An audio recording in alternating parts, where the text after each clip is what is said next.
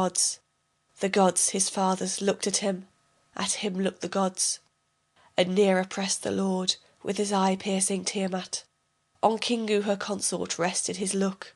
As he so looked every way is stopped. His senses Kingu loses, vanishes his thought, and the gods his helpers, who stood by his side, saw their leader powerless. But Tiamat stood, not turning her back. With fierce lips to him she spake. Then grasped the Lord his thunderbolt, his mighty weapon. Angry at Tiamat he hurled his words. When Tiamat heard these words, she fell into fury, beside herself was she. Tiamat cried wild and loud, till through and through her body shook. She utters her magic formula, speaks her word, and the gods of battle rush to arms. Then advance Tiamat and Marduk, the ruler of the gods. To battle they rush, come on to the fight. His wide-stretched net over her the Lord did cast. The evil wind from behind him he let loose in her face. Tiamat opened her throat as wide as she might. Into it he sent the evil wind before she could close her lips. The terrible winds filled her body. Her senses she lost. Wide open stood her throat. He seized his spear. Through her body he ran it. Her inward parts he hewed, cut to pieces her heart. Her he overcame, put an end to her life, cast away her corpse, and on it stood. So he, the leader, slew Tiamat. Her power he crushed, her might he destroyed. Then the gods, her helpers, who stood at her side, fear and trembling seized them, their backs they turned, away they fled to save their lives. Fast were they girt, escape they could not.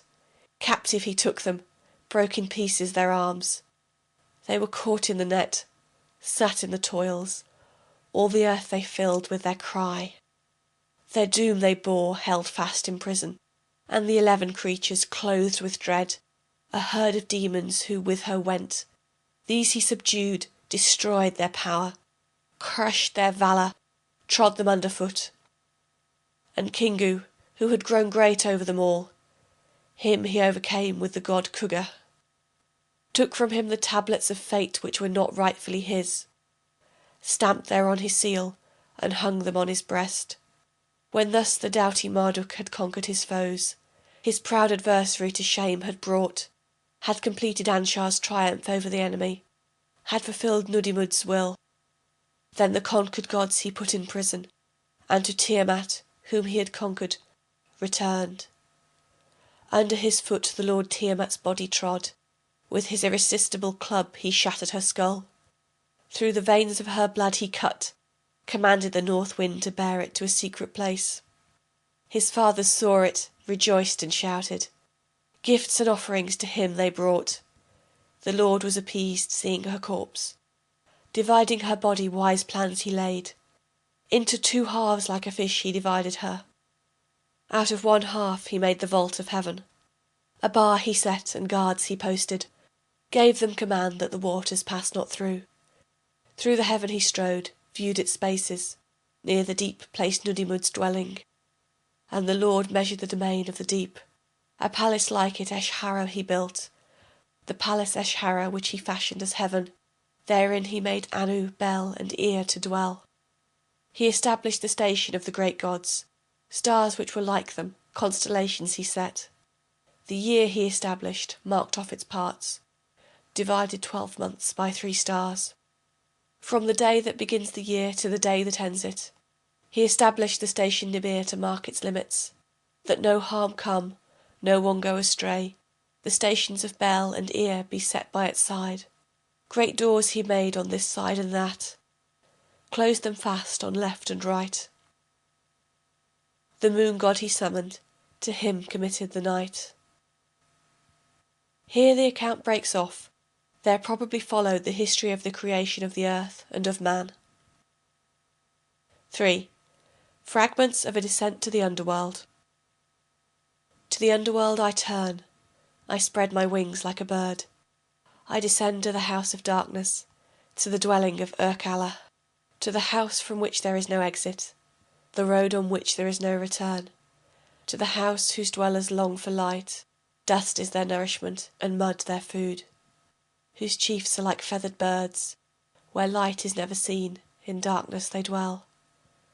In the house which I will enter, there is treasured up for me a crown, with the crowned ones who of old ruled the earth, to whom Anu and Bel have given terrible names. Carrion is their food, their drink stagnant water. There dwell the chiefs and unconquered ones, there dwell the bards and the mighty men. Monsters of the deep, of the great gods, it is the dwelling of Etana, the dwelling of Ner, of Ninkigal, the queen of the underworld. Her I will approach, and she will see me. Ishtar's descent to the underworld. After a description substantially identical with the first half of the preceding poem, the story goes on. To the gate of the underworld Ishtar came. To the keeper of the gate her command she addressed. Keeper of the waters, open thy gate that I may enter. If thou open not the gate and let me in, I will strike the door, the posts I will shatter. I will strike the hinges, burst open the doors. I will rise up the dead devourers of the living. Over the living the dead shall triumph. The keeper opened his mouth and spake. To the princess Ishtar he cried, Stay, lady, do not thus. Let me go and repeat thy words to Queen Ninkigal. He goes, and gets the terrible queen's permission for Ishtar to enter on certain conditions. Through the first gate he caused her to pass. The crown of her head he took away. Why, O keeper, takest thou away the great crown of my head? Thus, O lady, the goddess of the underworld doeth to all her visitors at the entrance. Through the second gate he caused her to pass. The earrings of her ears he took away. Why, O keeper, takest thou away the earrings of my ears? So, O lady, the goddess of the underworld doeth to all that enter her realm. And so at each gate till she is stripped of clothing.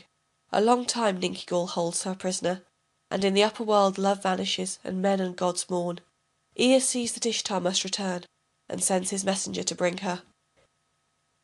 Go forth, O messenger, toward the gates of the underworld set thy face. Let the 7 gates of Hades be opened at thy presence. Let Ninkigal see thee and rejoice at thy arrival. Let her heart be satisfied and her anger be removed. Appease her by the names of the great gods. Ninkigal, when this she heard, beat her breast and wrung her hands. Turned away, no comfort would she take. Go, thou messenger, let the great jailer keep thee. The refuse of the city be thy food, the drains of the city thy drink. The shadow of the dungeon be thy resting place, the slab of stone be thy seat. Ninkigal opened her mouth and spake. To Simtar her attendant her command she gave. Go, Simtar, strike the palace of judgment. Pour over Ishtar the water of life, and bring her before me. Simtar went and struck the palace of judgment. On Ishtar he poured the water of life and brought her. Through the first gate he caused her to pass, and restored to her her covering cloak. And so through the 7 gates till all her ornaments are restored. The result of the visit to the underworld is not described. 4. The Flood. The hero, Gilgamesh, Izdubar, wandering in search of healing for his sickness, finds Hasisadra, Zithuthros, the Babylonian Noah, who tells him the story of the flood. Hasisadra spake to him, to Gilgamesh, To thee I will reveal, Gilgamesh, the story of my deliverance, and the oracle of the gods I will make known to thee. The city of Siripak, which, as thou knowest, lies on the Euphrates bank.